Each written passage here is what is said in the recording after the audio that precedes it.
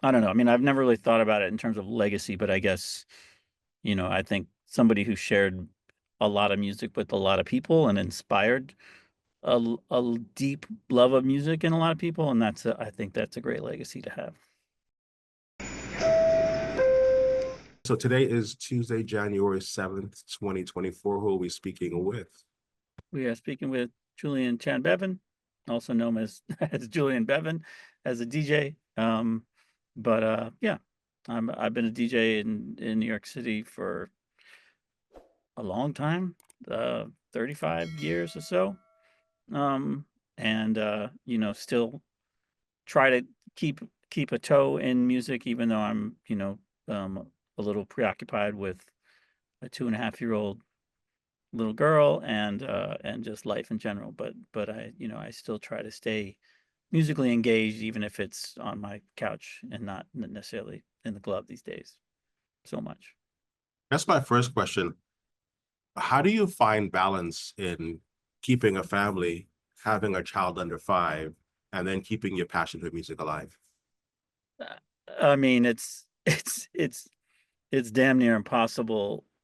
Well, just the amount of time I used to devote to music, to just researching and digging around and going out, 3 4 nights a week and listening to people and all that. As soon as I had a kid, that all most of it went out the window. Just because any waking hour with a toddler is, you have to be engaged with that kid, and then you're just as beat by the end of the day as they are, so you're not trying to go out anymore either, so. But I'm not complaining. It's a great honor, to raise a kid and try and do it right, and I'm loving it. But so ever since I had a kid, which was about 2.5 years ago, I find I have very little time for music the way that I used to. And so these days it comes real sporadically. I kind of I I collect songs in my head, and I'm amazed. Every now and then I'll go and go to a record store or something, but it's pretty rare. I usually just go in these kind of fugue states where like I'll have a little break of work and I'll stay up for like 3 weeks straight, downloading stuff, going through mixes, listening to other people, what other people are playing, going through boiler rooms, going through all the music sites and just kind of amassing, you know 150, 200 songs maybe, and then I've got folders and folders of music that I still want to put on a mix, and that's all categorized reggae, hip hop, classics, this, that. So it's the work life balance. I mean, when I'm working full time and kid, there's not much time for music, but I make time for it. It's just in spurts, and it's sporadically, and it's not every week. It's, every 4 months now or something like that. Talk to me about your music discovery process. How do you find new music? Where do you find new music? What are you looking for? Um, I mean, I'm not looking for anything specific other than, something great that I haven't heard. I find it everywhere. I find it, uh, you know, every single place I go. If I hear a song in a car, I will try and walk next to that car and Shazam what's coming out the car. I do that all the time. To sort of, because you just kind of got to keep your ears open, because there's so much music out there. I mean, I recently read something that said more music's coming out in a single day now than came out in an entire year in the 80s. In a single day, more music's released, and obviously there's a glut of it because the production is so accessible, and there's a lot of mediocre music, but there's still a lot of great music. So I keep my ears peeled, as they say, and just I write down notes of songs that come into my head that I'm like, right, like, what about that song? And I Shazam every restaurant I go to, any anywhere I am, I will try and grab any music I hear that I haven't heard before, and then obviously when I can listen to mixes that other people do, I certainly do that. and then when it comes time to really, where I feel like get the itch to make more mixes, I'll spend a lot of time, stay up very late, digging through stuff on my own, and also, like I said, what other people are doing, and try and, because I mean, there's just so much out there, and it's inspiring, but it's overwhelming. So you just kind of gotta, pick a lane and dig deep, I guess. I don't know. I'm mixing a lot of metaphors here that I don't know if they quite make sense, but I No, think you know what. I get exactly what you mean. Um, let's talk about legacy. What do you want your legacy to be? Legacy. Wow. Um, Musically, you're speaking of. Yes, yes. Yeah. Um, I mean, you know, I honestly think the best thing musically I've contributed really is just the mixes that I've made, because I've kind of generated a community, in a very organic way for a long time now, that I of people that I connect with through music. Made a lot of friends, and and and I love exposing people to music, and I love people, telling me years later, like, I still listen to this song or that mix or this whatever, because they heard it on something that I presented to them. And then that started very organically too. I mean, I used to just make mixtapes like everybody did back in the 80s and 90s, and but I would, really go out of my way to not to make, I'd make a mix, and then I would, you know buy packs of those TDK cassette tapes and I would, I'd write down the track list of everything, and I'd make 40 of them, 50 of them maybe. And I would just go around. I'd bring them to every gig I had, and I'd hand them out to people that I knew that were friends of mine. I'd hand them out to everyone who worked the door. I'd hand them out to every waiter that I knew, bartender, club promoter, and that was just because I wanted, I just enjoyed connecting with people like that. And it just gives back to you almost immediately. But people really appreciate, you know, getting new music, unprompted, unsolicited, for free. And it's kind of a wonderful, thing to be able to share, that I feel like, I'm lucky enough to have enough time in my life to sort of devote a lot of time to it. So I don't know. I mean, I've never really thought about it in terms of legacy, but I guess, I think somebody who shared a lot of music with a lot of people and inspired a deep love of music in a lot of people, and I think that's a great legacy to have. Love that. Where were you born and where'd you grow up? I was born in Cincinnati, Ohio, and grew up there. My parents were I'm a first generation American. My parents were Australian immigrants who moved here in the late 60s, and grew up in a pretty solidly middle class, part of the city. Um, two older siblings. Had a like Cincinnati. I've always felt was a great place to grow up, but some of us certainly outgrew it at a certain age, and by 15, 16, I was looking to spread my wings, so to speak, and most of my sisters had all done the same. My whole family kind of migrated towards New York City, just kind of organically. So, but yeah, it was a cool place to grow up. It had a lot of, um, it's got a great musical legacy in terms of, the funk that comes out of Ohio.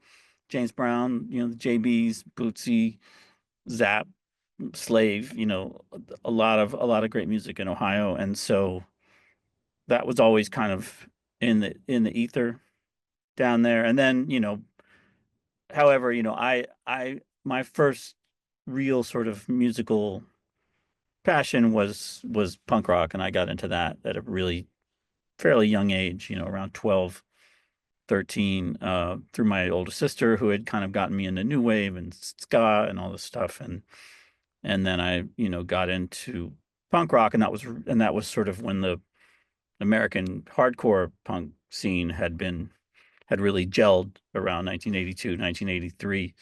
And so I started going to clubs, and I joined a band as a singer. And we made a record, and we didn't tour really, but we played around Ohio a bit and Kentucky and the kind of tri-state area, as it were. But I got exposed to live music and nightclubs and all that at a very young age, and kind of never stopped, I suppose. And then, so I was there basically till I went to college in 87.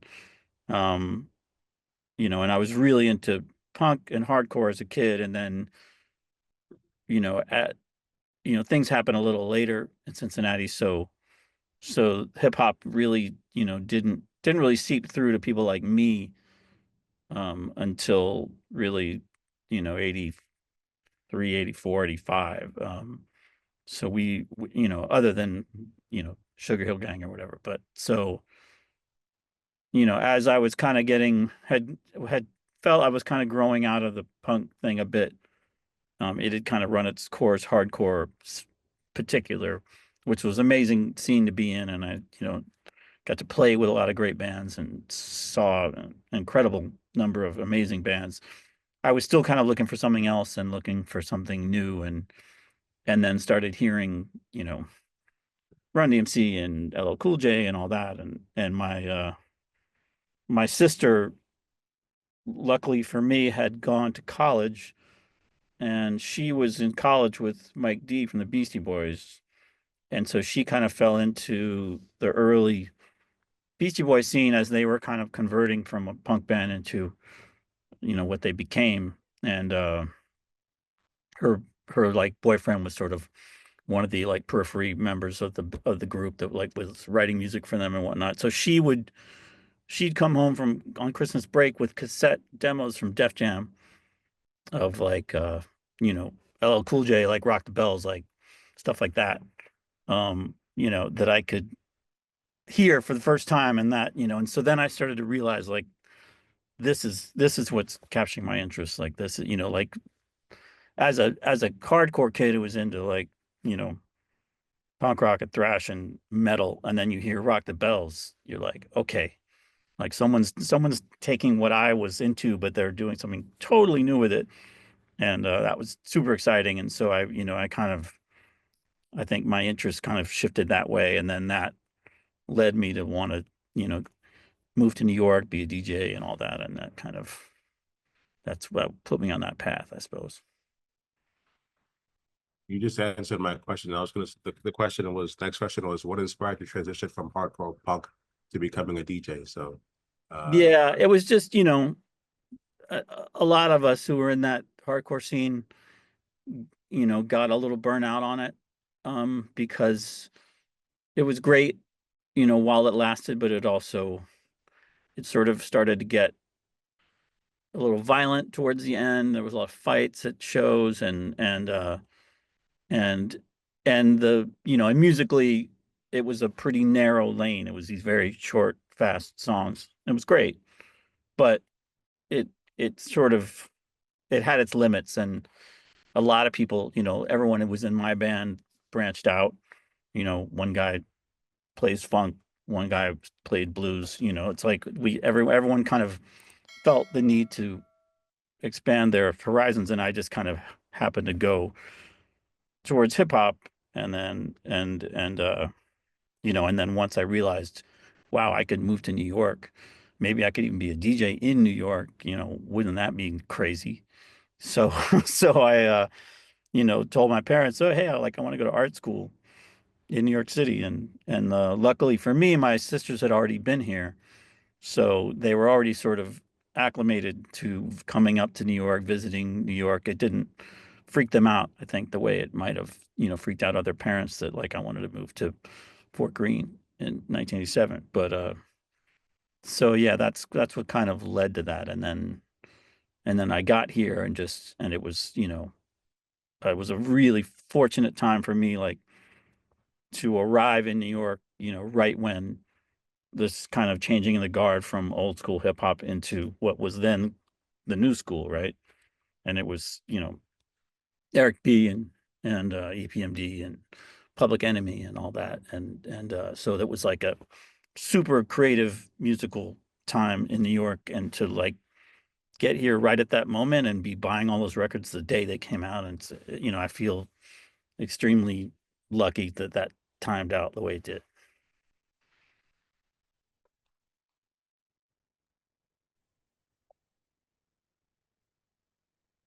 Can you share a story about your first DJ gig in New York City? Hmm. First, but I mean, my shit, I don't know. I, I mean, my first DJ gigs were probably throwing parties in my dorm. I used to have these parties that I threw on campus. I went to Pratt, and I had a party that I started throwing with my roommates and my friends, and I called it Free James Brown because James Brown had just gone to jail. and and and it was just parties in the dorm, but it was like I because I was kind of clever enough in college that I joined the AV crew of the university, that did the sound for all the shows, and they had a massive Bose system, turntables, old, GLI mixer or something. And I had the key to the locker where they stored it all, and even though I was just like an assistant, grunt, I would sneak over there, go in there, move all the stuff at night out of the building over to my apartment, over to my dorm room, and I'd set up speaker stacks in my dorm. It was insane, insanely loud, crazy, but great. So yeah, I distinctly remember. I think I do remember the first party, first Free James Brown party. It was in my dorm, packed, you know, sweat coming off the windows. Um, I remember I had a 45 of Knee Deep, and it was right when De La Soul, uh, you know, Me and Myself and I or whatever had come out. Um, and and I just kept playing them back to back, kept playing Funkadelic and then De La, and I remember and it just like worked out perfectly, and I was just like, this is incredible. And people went nuts because no one, a lot of people didn't even know Funkadelic. So that was like a a great moment. And once you, as a DJ, like once you have that first experience of like creating a what Little Ray calls a frenzy, you know, once you have that experience, it's very addictive, and you realize, wow, I can move people, I can be the catalyst that brings people like a great night, a great it's a euphoric experience, right? And it's a euphoric experience purely through music, and ideally everyone's dancing, and that you can deliver that for people is a gift. How did your time at Pratt influence your music career? Um, I mean, I suppose I had to, I don't know if it influenced it. I mean, it was just, we had, I could, since I was going to Pratt, I could then go out to clubs in New York City, and those were back, pre carding ID days. So you could go to I was going to the tunnel when I was, whatever, 18, and then started going to hip hop shows, and hip hop shows in those days were pretty sketchy, dangerous places to go. But that kind of, if you could weather that, you could experience, all of that happening in the moment, and see all those groups right when they were hitting the ground, De La and Tribe Called Quest and all those guys, so um I mean, Pratt influenced me just by being in New York City. And then also, lucky for me, I had to access this equipment so I could start throwing my own parties. And I started out in my dorm, and then I started sneaking it out off campus and taking it over to people's brownstones and, people who had apartments in the neighborhood in Fort Greene and Clinton Hill and Bed-Stuy, and we would load the equipment up in there and, do house parties. I did a house party in my friend's place once, and the ceiling almost collapsed because there were so many people dancing on the top floor. And and this kid comes running upstairs. He's like, "Stop the music! Stop the music!" And he's like, "The floor is collapsing! The floor is collapsing!" And we were like, "What?" And we go down to his bedroom, which was underneath it, on the second floor of this brownstone, and the whole ceiling had buckled about 2 feet down, and the walls had buckled out from so that it was literally like seconds from the whole building collapsing, and like everyone falling through the floor. So yeah, we did some damage. But yeah, it was just fun, and it was my first experience throwing parties, promoting, trying to work that angle, which I kind of quickly realized I didn't want to do that. I just want to play music. But so I think the best part of the art school musically was just access to New York City and all that, and then having to cut your teeth, in the hip hop world in Brooklyn. You kind of had to navigate that, and that sort of prepped you for navigating New York City as a whole, I suppose, if that makes sense. No, that was great. Um, Clark Kent recently passed away. Um, you wrote an amazing piece on Facebook. Can you recount your Clark Kent story? Sure, yeah. Yeah, I mean, Clark Kent, there was a few DJs that I sort of worshipped in those days, Red Alert, Clark Kent, um, mostly those two guys, Marley Marl, but um, you know, I was DJing. It was kind of my first time DJing a hip hop thing outside of Brooklyn. I worked at Wetlands, um, which was a nightclub mostly known for Grateful Dead cover bands and hippie kind of scene, but also had a great promoter there, Walter Durkaz, who was a DJ himself from Danceteria and lots of other places, and has was a big influence on me musically, because of all the records I would hear him play. Um, and anyway, he would book hip hop groups occasionally, and he booked Brand Nubian to play. And it was right when their record was like the hottest thing in the world, had just dropped. New York City was all about it. And he, asked me if I wanted to open up for them. And it wasn't like opening up in the booth. It was like you're on stage with turntables and the whole thing. And and I was like, hell yeah, this was my shot. Um, so day comes, I practiced for weeks for this thing. I was like making up blends and trying to work things out of my head. Super nervous because it was a very hardcore crowd. Especially, in those days, I was even nervous about like the whole 5% thing because there was a little bit of tension as a white person in those days that was already present as just you're an outsider to begin with, and now there's a philosophy of that goes beyond that you're the white devil and all that. There was a lot of that, in those days. Um, and I had friends who were 5%ers and whatnot, but it was always it was an issue. It was not an issue. It was just something that as a white kid in that scene, you had to like that you had to try and get it out of your head. And here I am like on stage with Brand Nubian, and this was like right when they were blown up. But anyway, um, gig was going all right, crowds coming in, and then I look and I was right kind of on the edge of the stage, and then I look down and it's Clark Kent and DJ Scratch, and they're just standing there like this, right in front of me, like 2 feet from me, and just going and just like shaking their heads and being like, "Who the fuck is this guy?"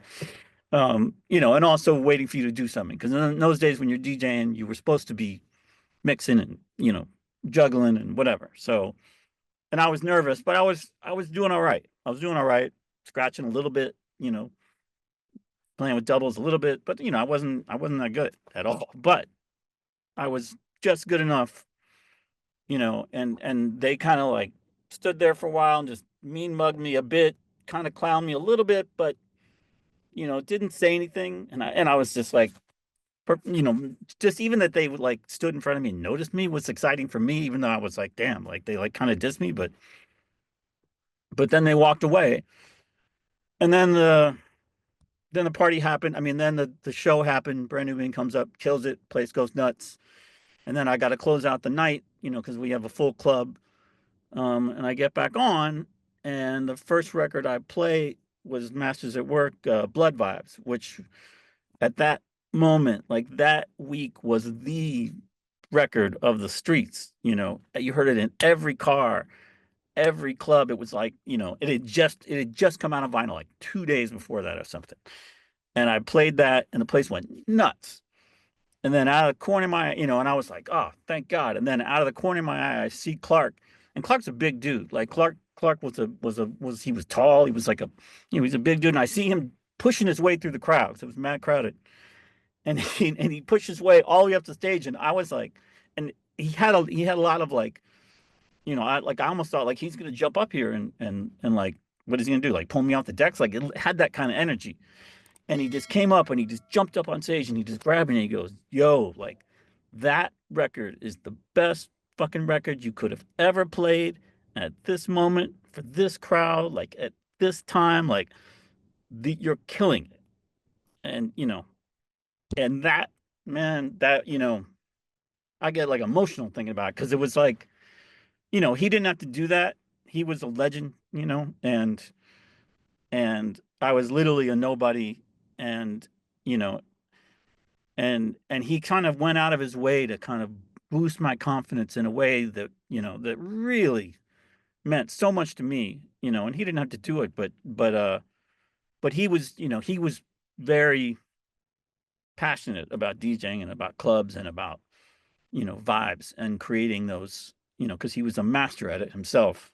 I mean, he had DJ'd at the club, I think earlier that year, and I had secretly recorded one of his sets, and I had practiced it at home. You know, I basically tried to mimic it. I went out and bought all the records that were on it, bought doubles of all of them. I tried to like mimic his scratches and the whole thing, because he and Red Alert were people I looked up to so much, and uh, and yeah, and it was just amazing, for me at that moment, because it just gave me such confidence that, okay, this is my first real hip hop gig, and like Clark Kent, who's been part of hip hop, since its inception, just gave me the nod, just kind of said, you're you're doing all right. And that was a great thing for me. And then, after that, anytime we'd see each other, we played together a few times. But I would see him occasionally, and he was always cool with me. And I had a party on Sundays called Soul Sunday Lounge, and a lot of times, when the tunnel would get shot up, because I was also on Sunday, or fights would break out and they would close the tunnel and people didn't have, and that kind of, because we sort of had more of an underground like downtown crowd, and the tunnel was, I was that those flex days at the tunnel were like, all the hip hop celebrities and all that shit were there. But so when the tunnel would get shut down, Clark sometimes would bring a whole bunch of people down to my party, and just give me respect and come over the booth and be like, yo, I brought all these people. And it'd be like, Gangstar and, Premier and all these people that he's just rolling with, and that, and Das Effects and all kinds of people that he would just hang out with, and he would bring them over the booth and be like, yo, check out this kid. And so he was, and it's funny, like I didn't really think much about it. I was just meaning when I told the story originally, but so many people reached out to me and said, with similar stories, like so many other DJs I know who were like, yeah, dude, he did the same thing for me. Like when I was coming up, he went out of his way to like boost me up. He did that just clearly to so many people that he did this for, graciously. And you know, and just really inspired a lot of people. And, I was definitely, pretty destroyed when he passed. But, he clearly left such a amazing legacy, not only as as a DJ and a producer, but as a sort of friend to other DJs, that, that I can't thank him enough for that.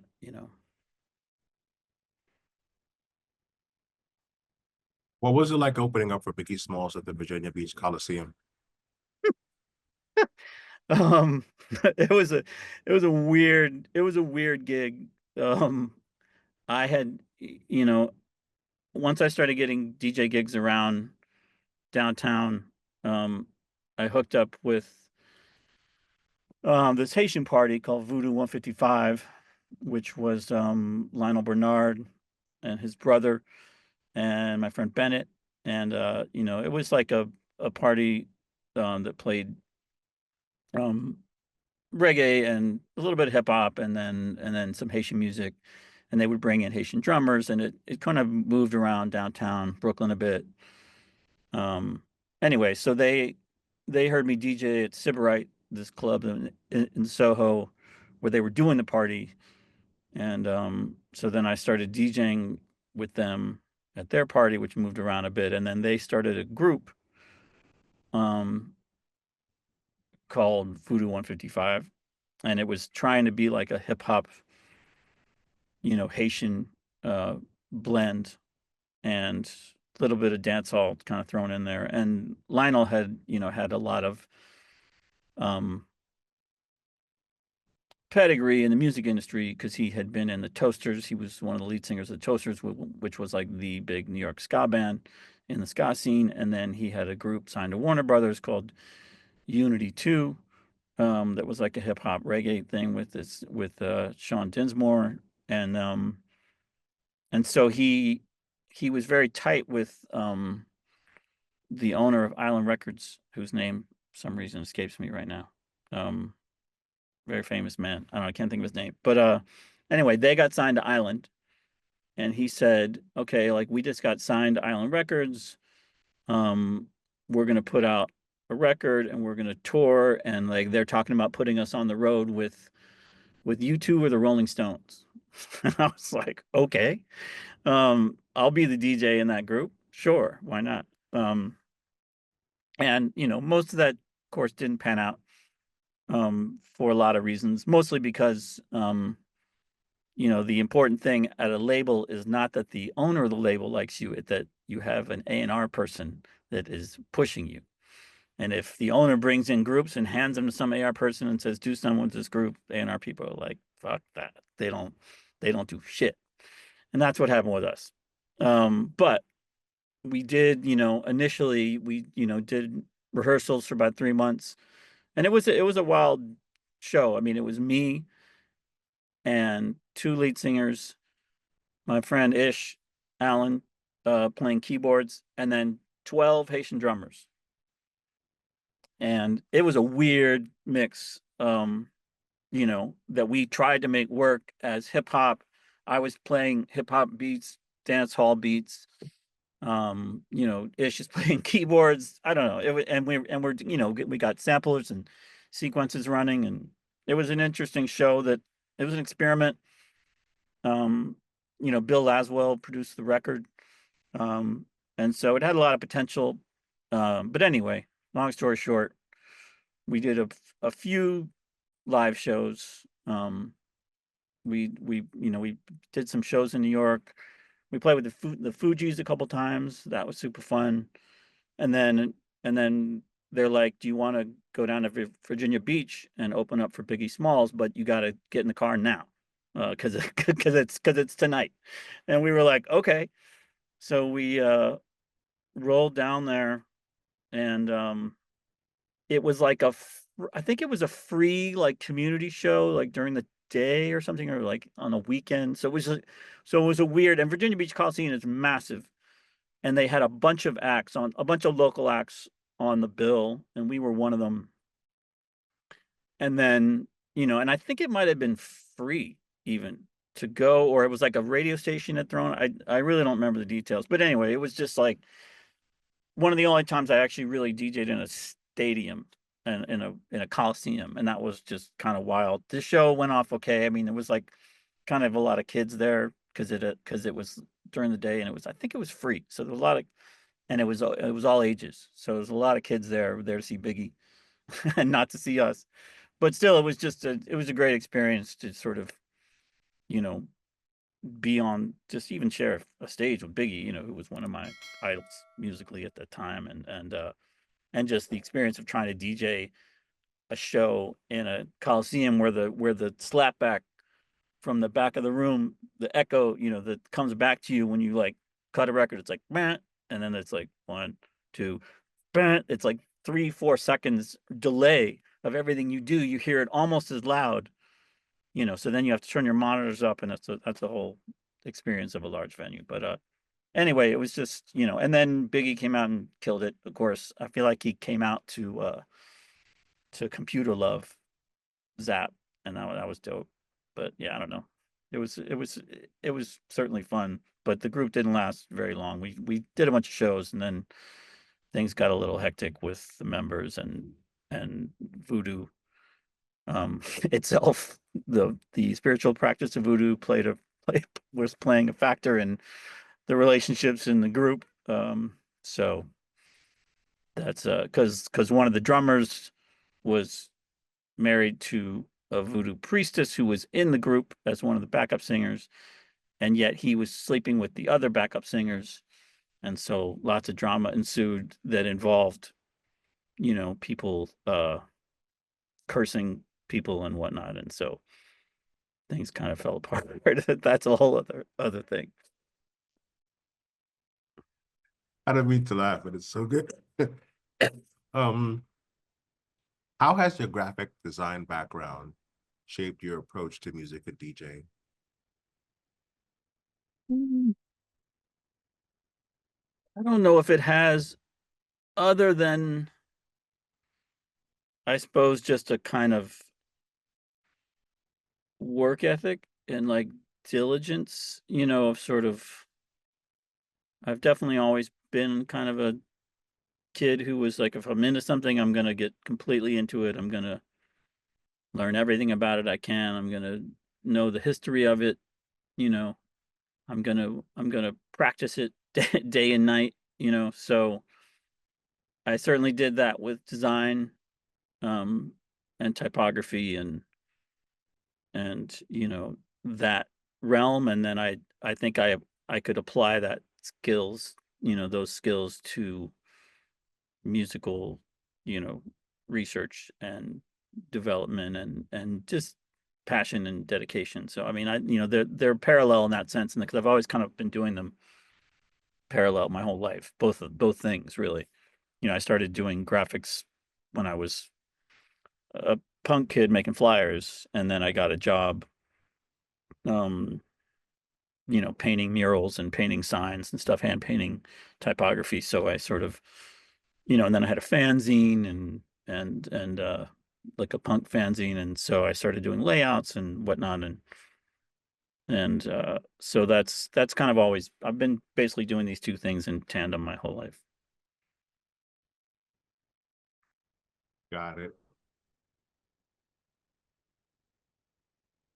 What's the most challenging project you've worked on as a music supervisor?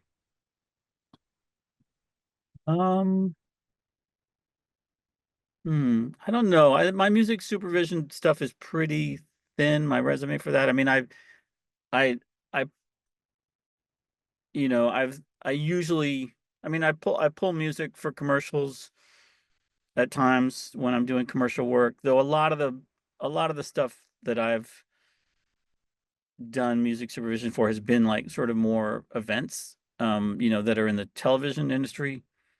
Um, so I don't know. It's not, I don't think most of it hasn't been that interesting.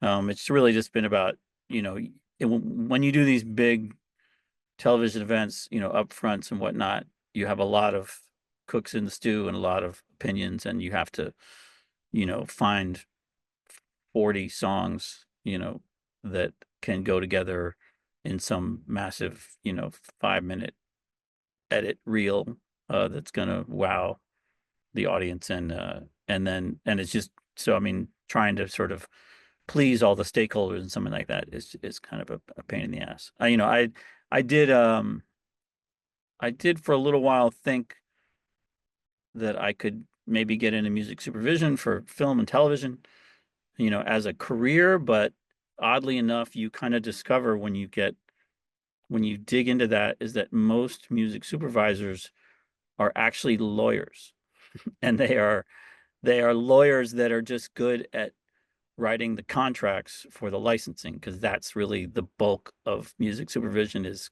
can you get it licensed, and can the client afford it, and will the artist give it up for this much or that much.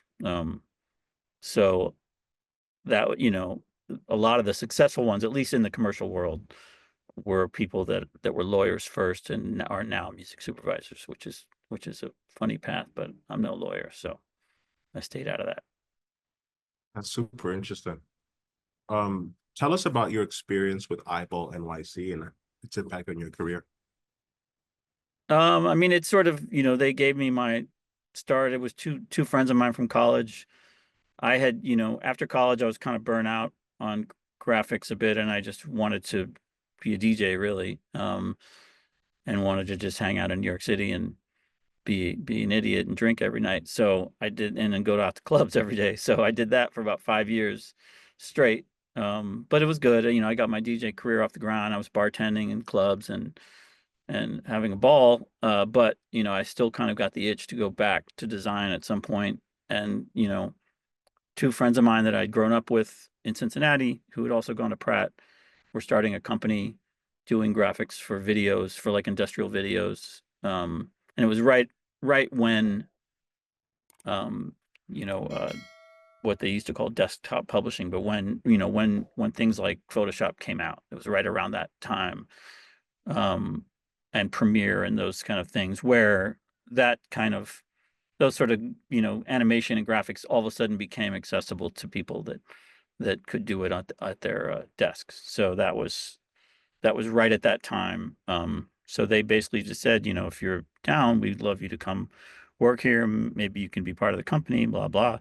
If you're willing to do the work, So I went and interned there for you know 3 months or whatever, 6 months, without getting paid, just trying to learn how to use software and all that. Because I unfortunately was in college right before they would teach you that Adobe Illustrator and all that. I missed that window like by about a year. So when I got out of college, I was, I knew how to do, mechanicals and all these, all this archaic cutting out of litho, that was completely, now old hat and completely kind of irrelevant the minute I graduated. So, though, in retrospect, very important to learn those fundamental tools, because it just makes you better at using the modern ones. Um, but anyway, so yeah, I interned, you know, kind of got my skills up, started to get paid, then became a partner in the company for a bit, and then and that just kind of kicked off my career in doing graphics for television. Left there, worked at a film studio, independent film studio for a while, and then ended up back at iBall once or twice as well, but then just started freelancing in New York, and worked at a lot of different companies. Worked at a place called Leroy and Clarkson for a long time as the kind of managing creative director, and but yeah, so iBall kind of got me my start in the business, as it were. What's the best and worst part about being a creative director? Not being Your job is not to do the work yourself. Your job is to, you know, direct other people to do it, and the urge to just say, "Get out of my way, I'm going to do it," is one of the hardest parts. And it's also just, you're juggling. There's a lot of balls in the air, and a lot of things that aren't completely under your control. Whereas when you're solely a dedicated designer or animator, you have a task that you do and you can kind of focus on that. Creative directing is about sort of managing all those pieces, the edit, the design, the animation, the voiceover, the music. It's kind of overseeing it all. And I love doing it, but there's a million things that can go wrong because it's not just one thing you're doing. It's 100 things. But, it's been tons of fun to do, and I do really still enjoy it.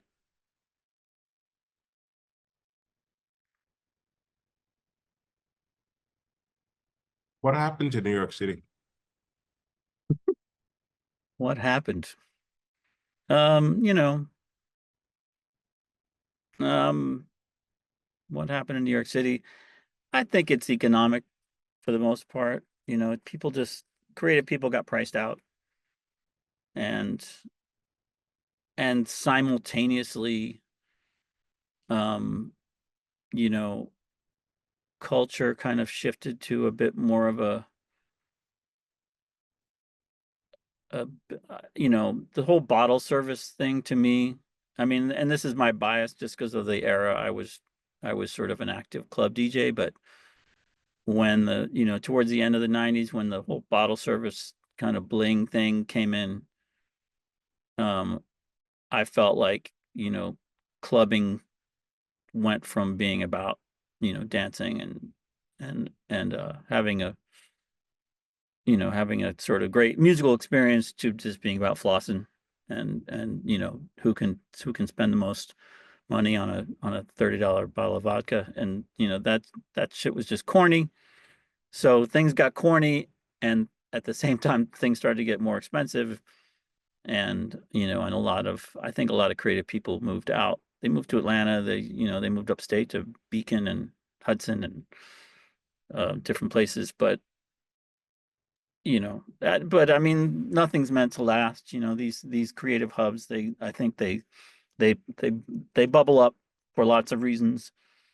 I think a lot of those reasons are economic, but I think it's also just kind of the era. And then the shift, moves to another place or gets, diluted the way I think it's kind of gotten more diluted. But, I think a lot of the kind of, you could say some of the kind of underground clubbing energy that we had in New York that sort of seems to have dissipated from its, what you might call its heyday. A lot of it, it certainly took off in places like Berlin, um, you know, and so, and Joburg and all that. So, um, it's, I feel lucky to have kind of been here at the right time, at least, to gotten glimpses of it and experienced, some amazing moments of it.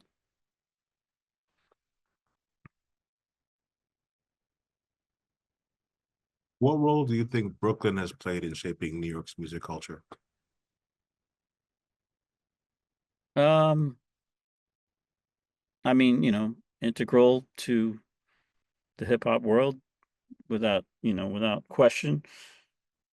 Most of the Caribbean community is based in Brooklyn. I mean, at least it feels like it. I don't know if that's actually statistically true, but and if you look at the impact that dancehall and reggae has had on the world, hip hop too, but if you just look at the way reggae has influenced the entire world and become what people now call tropical music, and as basically now there's this global sound that's reggaeton and tropical and Afrobeat and all that stuff. All that is rooted in reggae, right? All that is, I mean, there's some other things in the mix, but the root of a lot of that is dancehall. And Brooklyn is the nexus of New York City dancehall culture, because of the parade and because of the community and because of the records that were made here and sold here and whatnot. So, um, and then in the house world that we used to run in, it's still Brooklyn always maintained, back in those days, it even when Manhattan went kind of blingy, you still had underground parties that were in Brooklyn. You still had Bang the Party, you still had some great underground parties in New York, I mean, in Brooklyn. And now, of course, all the kind of larger club culture, warehouse culture, all moved out to Queens, Ridgewood, and whatnot. But Brooklyn kind of held down those kind of underground parties, 667 and whatnot. In an era when you really didn't want to, everyone kind of stopped wanting to go to Manhattan. Macro question. We talked about house music. Um, what does house music mean to you? Um, me, that's a big question. Um, I mean, it's rhythm. I don't know. It's hard to answer that question. I mean, I I think house music is incredibly um crafted to create,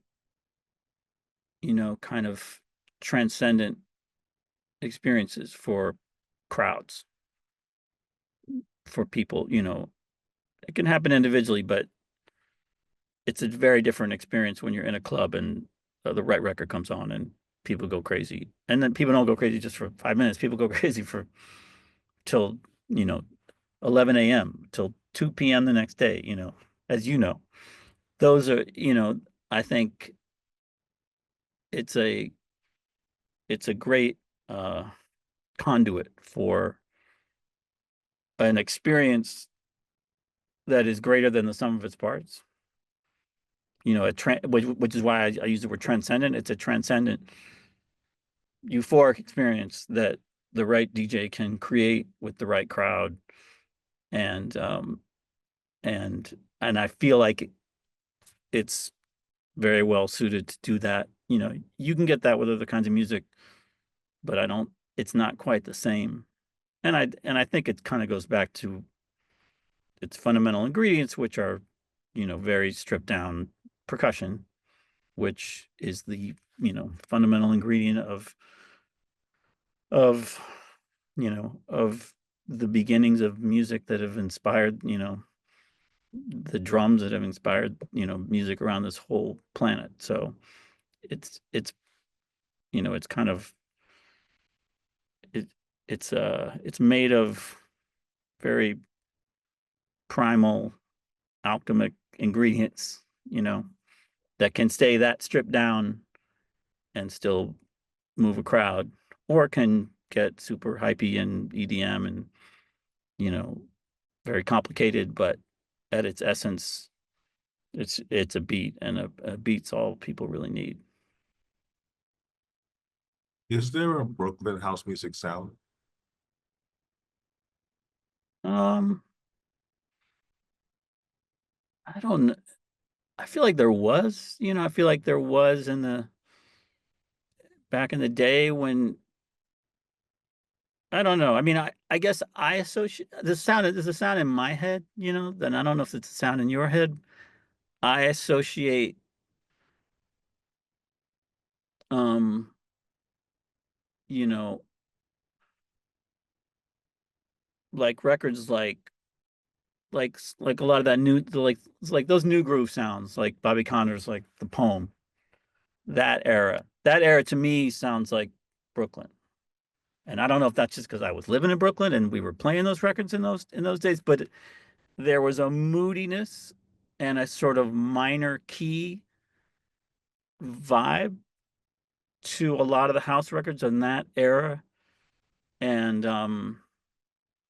that I feel were actually very influenced by Roy Ayers. Like Roy Ayers kind of had that if you listen to the notes and We Live in Brooklyn Baby, that very kind of minor weird note, like not not not poppy, not you know A major or whatever. I don't know, like very, very, just very kind of like minor key moodiness. I, in my mind, that's what Brooklyn house music sounded like for a while. These days, I don't know if that exists anymore. Really, I don't think so. But in those days when it was when house music was coming together, Bobby Conner lived like down the block from me, and he was making those records. Like, all those people.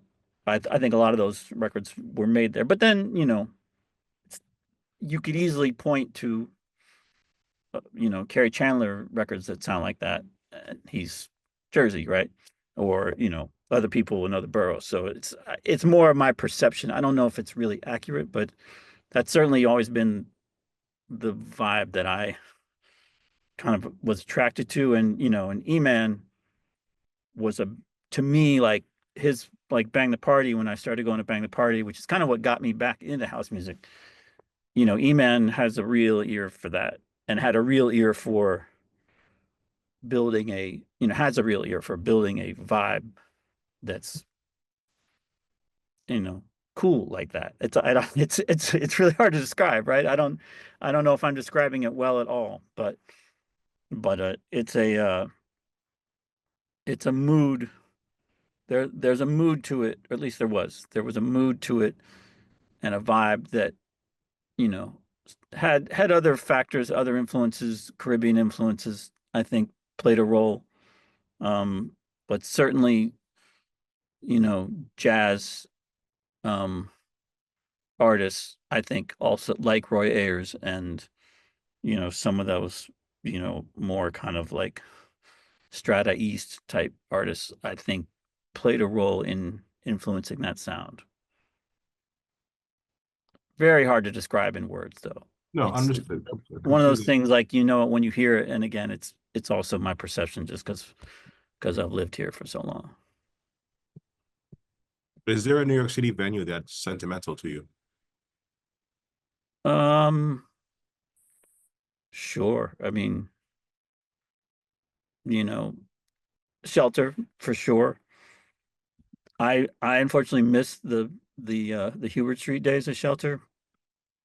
Um, Funnily enough, because I worked at Wetlands, which was two doors down, from where Vinyl was, and I went to Shelter after work one night with some friends from the club, and I just wasn't, this is like 1991 or something, 92, and I just wasn't ready. It wasn't, I was so into hip hop and dance hall in those days that I wasn't really, I was still buying house records and whatnot here, and trying to get my disco chops up, but still, it just didn't connect with me the way it did later in life. So unfortunately, I missed those days, but I got in on when they did the construction parties at 39th Street. I went that first night, and then went every Saturday for, I don't know, 10, 15 years. I don't know how long that venue was even open. But so yeah, that place, um certainly nostalgic about Shelter. Nell's was one of my favorite clubs. I DJ'd at Nell's a lot, and really loved it.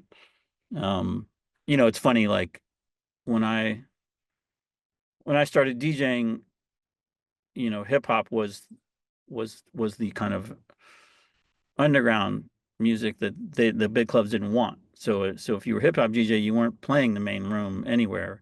You were playing, upstairs at Nell's, or you were playing the side room. You were playing like the chapel at the Limelight. You weren't playing the main room because they were playing house. And then by the time I got burnt out on hip hop and started playing house, the tables had flipped, and now hip hop was the main room shit, and house was back underground. Which I think it was, better that it was. But so yeah, Nels was great. But I don't know, Sybarite in Soho, where I bartended and DJ'd, was a really dope underground scene. Um, but I mean, I more than the venue. I mean, it's because, I mean, 39th Street venue isn't really, well, it wasn't particularly anything other than a big ass club, but the vibe there you couldn't beat. Nell's was a venue that had its own character and spirit that was, lovely. But parties that just had the right vibe were more where I was, always trying to be. So Giant Step, Soul Kitchen, and, Payday, and those the kind of early kind of downtown parties.